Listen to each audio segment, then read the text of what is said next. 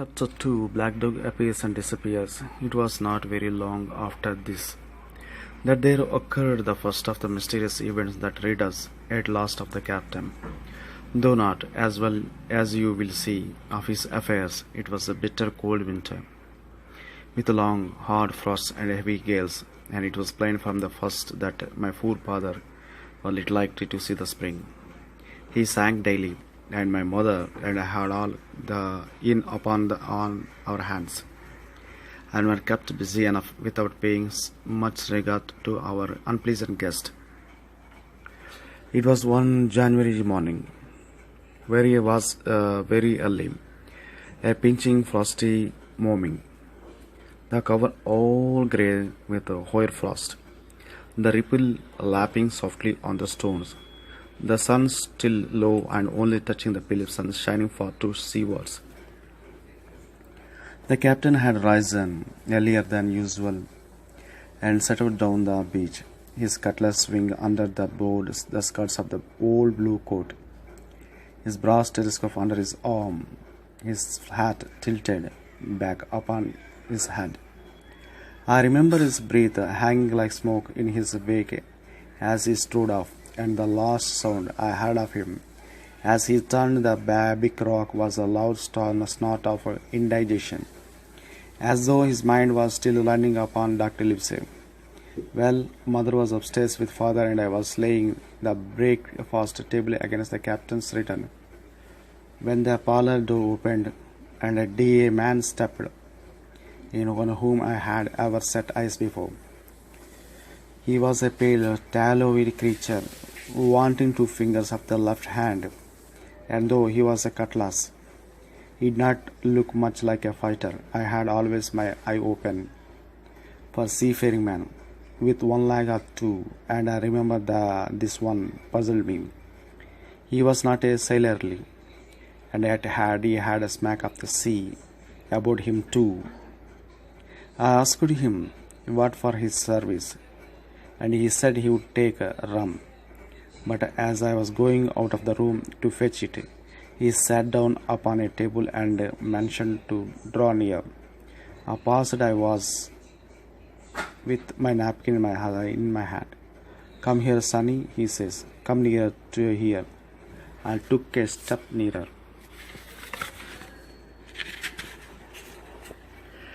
"Is this here table for my mate Bill?" he asked, with a kind of leer. I told him I didn't know his mate Bill, and this was for a person who stayed in our house, whom we called the captain.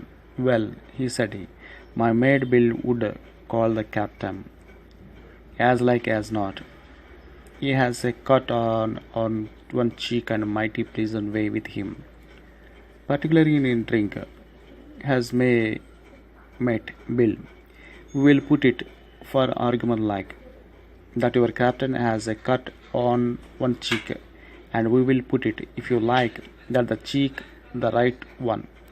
Oh well, I told you, now in my mate Bill in this here house." I told him he was out walking. "Which way, Sonny?" he asked me. "Which way, Sonny? Which way he is gone?" And when I pointed out the rock and told him how the captain was likely to return and how soon, and answered a few other questions, "Ah," he said, "this will be as good as drink to my mate Bill." The expression of his face as he said these words was not at all pleasant, and I had my own reasons for thinking that the stranger was mistaken, even supposing he meant what he said. But it was no affair of mine, I thought, and besides, it was difficult to know what to do. The stranger kept hanging about just inside the inn door, peering round the corner like a cat waiting for a mouse. Once I stepped out myself into the road, but he immediately called me back, and as I didn't obey quick enough for his fancy, a most horrible change came over his tallowy face, and he ordered me in with an oath that made me jump. As soon as I was back again, he returned to his former manner, half fawning, half sneering, patted me on shoulder, told me I was a good boy and he had taken quite a fancy to me. I have a son of my own, he said, as like you as two blocks, and he is all the pride of my art. But the great thing for the boys is discipline, sunny discipline. If you had sailed along of Bill, you wouldn't have stood there to be spoke to twice, not you. That was never Bill's say, nor the way of such as sailed with him. And here, sure enough, is my mate Bill, with a spyglass under his arm. Bless his old art to be sure. You and me will just go back in the parlor, Sonny, and get behind the door, and we will give Bill a little surprise. Bless his heart, I say again. So saying, the stranger backed along with me into the parlor and put me. So saying, the stranger backed along with me into the parlor and put me behind him in the corner, so that we were both hidden by the open door. I was very uneasy and alarmed, as you may fancy, and it rather added to my fears to observe that the stranger was certainly frightened himself. He cleared the hilt of his cutlass and loosened the blade in his sheath. And all the time he were waiting there, he kept swallowing as if he felt what we used to call a lump in the throat. At last, in the store, the captain slammed the door behind him, with outlooking to the right or left, and marched straight across the room to where his breakfast awaited him. Bill, said the stranger in a voice that I thought he had tried to make bold and big. The captain spun around on his knee and fronted to us. All the brown had gone out of his face, and even his nose was blue. He had the look of man who sees a ghost, or evil one, or something worse, if anything can be. And upon my word, I felt sorry to see him all in a moment, turning so old and sick. Come, Bill, you know me. You know an old shipmate. Bill, surely, said the stranger. The captain made a sort of gasp. Black dog, he said. And who else? Returned the other, getting more at his ease. Blackjack as ever was, come for to see his old shipmate Billy at the Admiral Benbow Inn. Ah, Bill, we have seen a sight of times, us too, since I lost them 2 talents, holding up his mutilated hand. Now look here, said the captain, you have run me down. Here I am. Well then, speak up. What is it? That's you, Bill, returned Black Dog. You are in the right of it. Billy, I have a glass of rum from this dear child here, as I have took such a liking to. And we will sit down, if you please, and talk square, like old shipmates. When I returned with the rum, they were already seated on either side of the captain's breakfast table.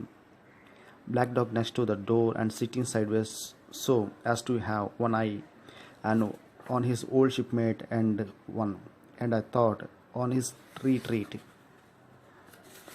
He bade me go and leave the door wide open. None of your keyholes for me, Sonny, he said. I left them together and retired into the bar. For a long time though, I certainly did my best to listen. I could hear nothing but a low gabbling, but at last the voices began to grow higher and could pick up a word or word, mostly words, from the captain. No, and an end of it, he cried once and again. If it comes to swing all, as I say. Then all of a sudden there was a tremendous explosion of oaths and other noises. That the chair and table went over in a lump. The clash of seat followed, and then a cry of pain. And the next instant I saw Black Dog in full flight, and the captain hotly pursuing, both with ravenous cutlasses, and the former streaming blood from the left shoulder. Just at the door, the captain aimed at the fugitive one last tremendous cut, which would certainly. Just at the door, the captain aimed at the fugitive one last tremendous cut, which would certainly have split him to the chain had it not been intercepted by our big signboard of Admiral Benbow. You may see the notch on the lower side of the frame to this day. That blow was the last of the battle. Once out upon the road, Black Dog, in spite of his wound, showed a wonderful clean pair of heels and disappeared over edge of the hill in a minute. The captain, for his further part, stood staring at the signboard like a bewildered then bewildered man. Then he passed his hand over his eyes several times and at last turned back into the house. Jim says and he spoke. He reeled a little and he caught himself with one hand against the wall. Are you hurt? Cried I. Rum, he repeated. I must get away from here. Rum, rum. I ran to fetch it, but I was quite uninstedly by all that had fallen out, and I broke one glass and fouled the tap. And while I was still getting in my own way, I heard a loud fall in the parlor, and running in behind the captain lying full length upon the floor. At the same instant my mother, alarmed by the cries of fighting, came running downstairs to help me. Between us, we raised his hand. He was breathing very loud and hard, but his eyes was were closed, and his face horrible color. Dear me, cried my mother, with a disgrace upon the house, and your poor father sick. In the meantime, we had no idea what to do to help the captain, nor any other thought, but that he had got his death hurt in his scuffle with a stranger. I got the rum, not be sure. I tried to put it down his throat, but his teeth was tightly shut and his jaws as strong as iron. It was happy relief for us when the door opened and Dr. Livesey came in on his visit to my father. Oh, doctor, we cried. What shall we do? Where is he wounded? Wounded? A fiddlestick's end, said the doctor. No more wounded than you or I. The man has had a stroke, as I warned him. Now, Mr. Hawkins, just you run upstairs to your husband and tell him, if possible, nothing about it. For my part, I must do my best to save the fellow's terribly worthless life. Jim, you get me a basin. When I got back with the basin, the doctor had already ripped up the captain's sleeve